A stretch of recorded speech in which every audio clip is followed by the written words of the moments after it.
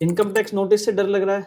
चलिए मैं आपको आज कुछ ऐसे स्टेप्स बताऊँगा जिसकी वज़ह से आप अपने इनकम टैक्स नोटिस आने से बच सकते हैं। सबसे पहला स्टेप है कि आप अपने टीडीएस सर्टिफ़िकेट और अपनी बुक्स की जो रिकन्सिलिएशन है वो बना लें, ताकि आपको पता लग जाए कि आप अपने इनकम टैक्स रिटर्न में जो इनकम शो कर रहे हैं, वही इनकम आपके टीडीएस सर्टिफ़िकेट में शो हो रही हो। और यही चीज़ आप अपने टीडीएस के लिए भी करें, जो टैक्स डिडक्ट आपका 26 एएस में दिख रहा है, वही आपकी बुक्स में हो और वही आप अपनी आईटीआर में क्लेम कर रहे हो। दूसरी चीज़ आप सबसे पहले ध्यान रखें कि आईटीआर अपनी टाइम पे फाइल करें और आईटीआर नॉन फाइलिंग से बचें।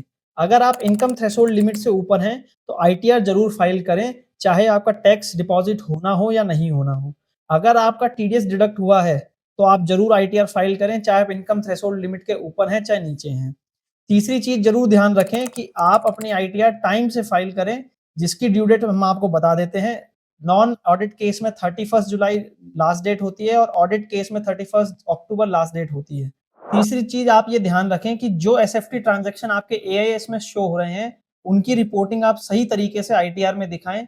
10 लाख से ऊपर आपने अगर कैश डिपॉज़िट अपने बैंक में कराया है और अगर आप आईटीआर नहीं भरते हैं, तो आपका टीडीएस डिडक्ट होगा और आपको आईटीआर फाइल करनी मैंडेटरी हो जाएगी। अगर आप कोई प्रॉपर्टी ट्रांज़ैक्शन करते हैं 2 लाख के ऊपर, तो भी आपको आईटीआर फाइल करना मैंडेटरी है। इनकरेक्ट एग्ज़म्पशंस और डिडक्शंस से बचें। आप अपनी इनकम को और डिडक्शंस को सही तरीके से रिपोर्ट्स करें, जिसका आपके पास वैलिड प्रूफ हो। इन फ्यूचर अगर नोटिस आए, तो आप उसको प्रोड्यूस कर सकें। ऐसे ही और कंटेंट के लिए हमें फॉलो करें और हमारी कम्युनिटी को जॉइन करें, जिसका लिंक मैंने डिस्क्रिप्शन में दे रखा है। मिलते हैं नेक्स्ट